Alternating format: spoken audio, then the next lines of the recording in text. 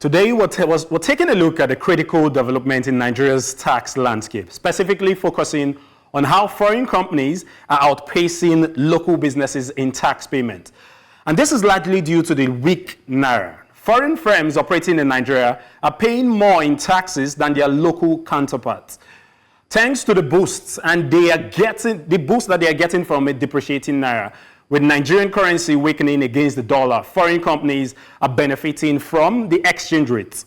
Look at the gains coming in from the exchange rate, and this is giving them an edge in terms of revenue and their ability to meet tax obligations. So what is really driving this trend? First, we're taking a look at the foreign companies often have access to international capital. That's something fundamental.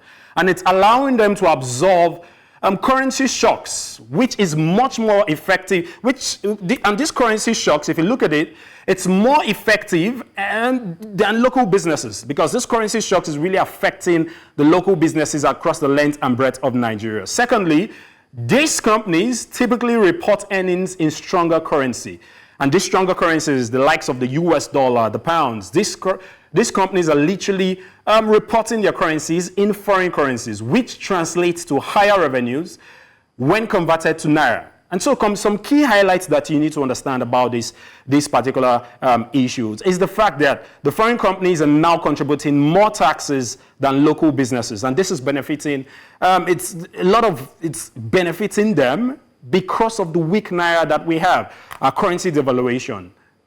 The depreciation of the Naira has also provided exchange rate gains that strengthens the foreign companies and their revenue base. The local companies are struggling to keep pace as they face higher operation costs and also tighter profit margins. This isn't just a tax story. It's about the broader impact of Nigeria's economic challenges on local businesses.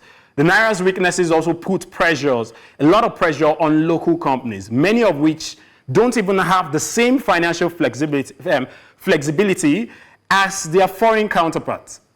As a result, these businesses are paying relatively less taxes, even as they grapple for a lot of rising costs of imports and other inputs. But where do we go from here? Can local companies overcome these challenges, or will foreign firms will they continue to dominate the tax contribution landscape in Nigeria?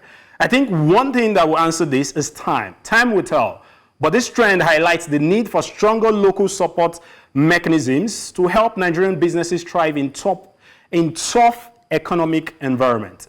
And this is what we have for today on Key Metrics. See what is happening between local companies and foreign companies. Foreign companies are contributing more as regards taxes to the Nigerian economy. If there's anything we need to fix, is our foreign exchange market. Absolutely. Talking about the volatility in the foreign exchange market, it's something that needs to be fixed. I mean, talking about our external reserves, improving by that value daily, that's quite interesting. But my worry or my concern is how much of that is actually debt, how much of that is hot money. So if all of those inflows are hot monies, or 94% of those inflows are hot monies, then it's really nothing at the end of the day. And then for the fiscal committee, I mean, they've come up with a lot of things talking about, some amendments or some adjustments to the tax, and we saw something. There is that about VAT, which of course has not been implemented. There is another one, of course, that has been implemented, which of course is supposed to ensure that company income tax and all of that, the percentage reduces. So some of these things are things we hope will help companies to even, do better. But